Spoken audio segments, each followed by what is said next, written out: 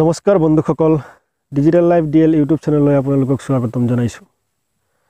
বন্ধুসকল, আজি আপোনালোকৰ আগলৈ লৈ আহিছোঁ এটা এনআৰচিৰ এটা প্ৰসংগ, যিটো প্ৰসংগই মানুহৰ মাজত এটা বিভ্ৰান্তিৰ সৃষ্টি কৰিছে, এটা প্ৰশ্নৰ উদয় কৰিছে। বন্ধুসকল, বিষয়টো হৈছে আজিৰ এনআৰচি ক্লেইম কোনে কোনে কৰিব। বন্ধুসকল, আমালৈ বহুত প্ৰশ্ন এনেকুৱা আহি আছে। আমি এনআৰচি সম্পৰ্কীয় যিবিলাক ভিডিঅ' আগতে বনাইছিলোঁ, সেইবিলাক ভিডিঅ'ৰ কমেণ্টত আহি আছে যে আমি ক্লেইম কৰিব পাৰিম নেকি। বন্ধুসকল, ইয়াত মই আপোনালোকক এই বস্তুটো ক্লিয়াৰ কৰি দিব বিচাৰিছোঁ, স্পষ্ট কৰি দিব বিচাৰিছোঁ যে এনআৰচি ক্লেইম কোনে কোনে কৰিব।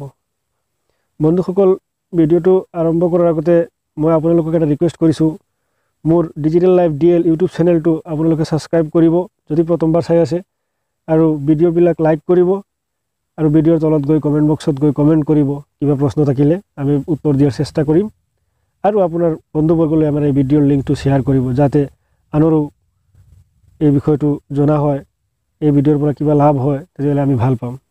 তো আহক বন্ধুসকল, আমি ভিডিঅ'টো আৰম্ভ কৰোঁ। বন্ধুসকল, এনআৰচিৰ ক্লেইম ফৰ্মখন কোনে কোনে ফিল আপ কৰিব বা কোনে ক্লেইম কৰিব, সেই বিষয়টো আমি স্পষ্ট কৰি দিব বিচাৰিছোঁ। বন্ধুসকল, যোৱা এনআৰচিৰ যিটো সম্পূৰ্ণ খচৰা ওলাইছিলে, সেই খচৰাত বাদ পৰা ব্যক্তিসকলেহে ক্লেইম কৰিব পাৰিব।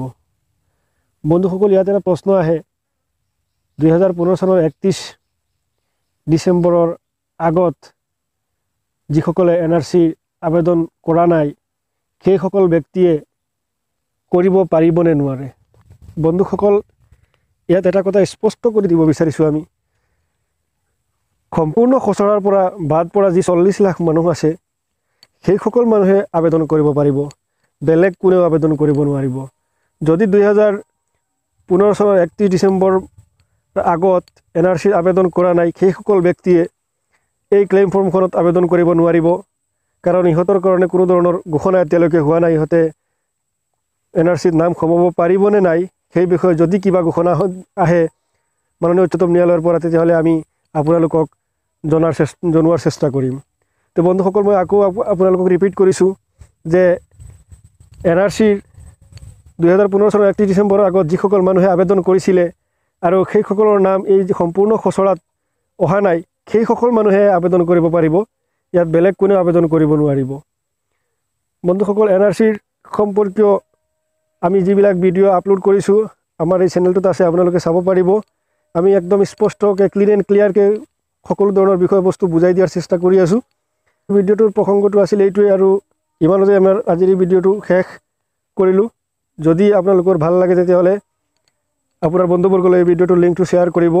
আৰু লাষ্টত আকৌ এবাৰ ৰিকুৱেষ্ট কৰিছোঁ, মোৰ চেনেলটো যদি প্ৰথমবাৰৰ বাবে চাইছে, তেতিয়াহ'লে মোৰ চেনেলটো ছাবস্ক্ৰাইব কৰিব, ভিডিঅ'টো লাইক কৰিব, আৰু ভিডিঅ'ৰ তলত গৈ কমেণ্ট বক্সত গৈ কমেণ্ট কৰিব ভিডিঅ'টো কেনে লাগিল। আৰু যদি এনআৰচি সম্পৰ্কে কিবা প্ৰশ্নৰ উত্তৰ থাকে, আমাক জনাব, আমি আপোনালোকক দিয়াৰ চেষ্টা কৰিম। থেংক ইউ, ধন্যবাদ। জয় আই অসম।